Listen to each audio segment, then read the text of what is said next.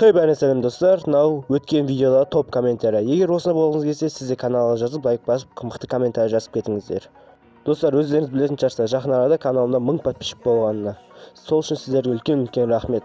Сосын мен каналымда 1 подписчик болғанда мен сіздерге видео шығарамын деп айттым. Ол видео кішкене кешігіп шығады.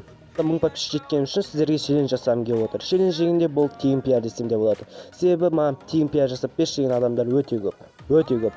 Сондықтан сіздер үшін жасағым келді.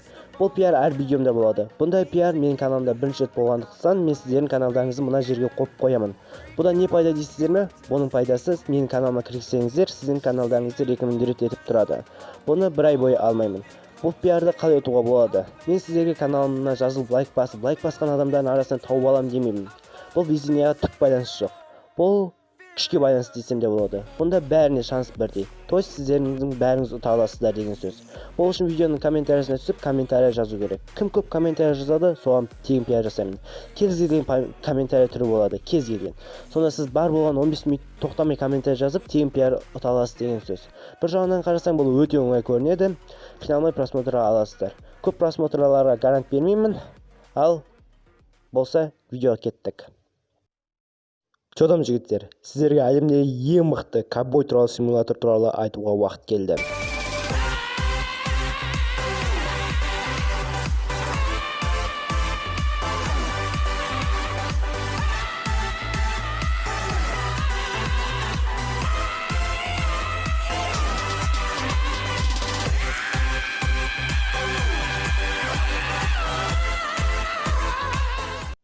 Лез айтайын, бұнда 10-10 деген болмайды.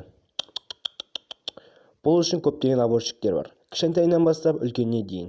Маған ешкім жіберген жоқ бұны обзор түсір деп. Мен адам сияқты 6000 рубль төлеп, толық версиясы мен барлық майда шүйдесін алған адамын. Бүгінгі видеода мен сіздерге бәрін ашып көрсетемін деген ойдамын. Rockstar жаман нәрсе жасамайды, сондықтан мен толық дайындалып, ойыннан бар ләззатты алуды шештім. Так, тез жүретін қайда еді? Мен что-то жетпеген сияқтымын. Жоқ, сіздер ойлап қалмаңыздар. Бәрі шынында әдемі, көрікті, керемет. 1 сағатқа дейін. Сосын сен асықпай жүресің. Бұл ойында бәрі асықпай жүретін сияқты, әсіресе. Квест 10 сағатқа созылатынын есептесек, саяхат оны тағы да 10 сағатқа созады.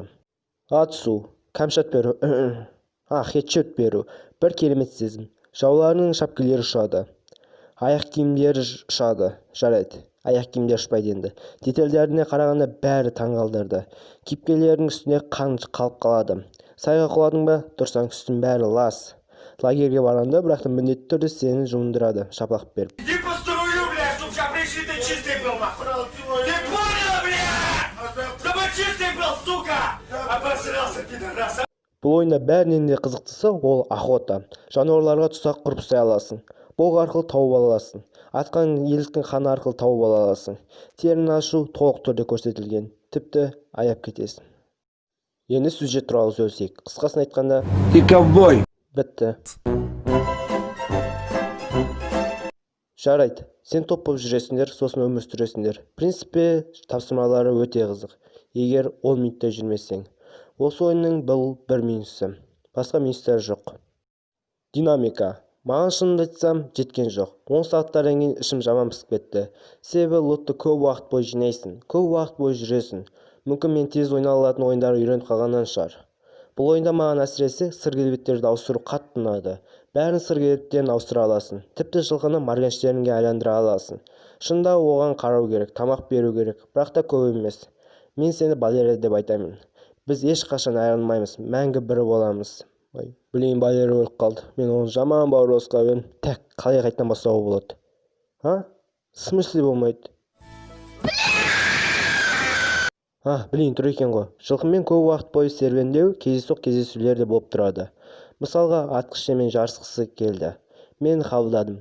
Сосын түсіндім ұтылып бара жатқанымда. Оған ақша төлеуге жалайым жоқ. Сондықтан беза. Серьез беза.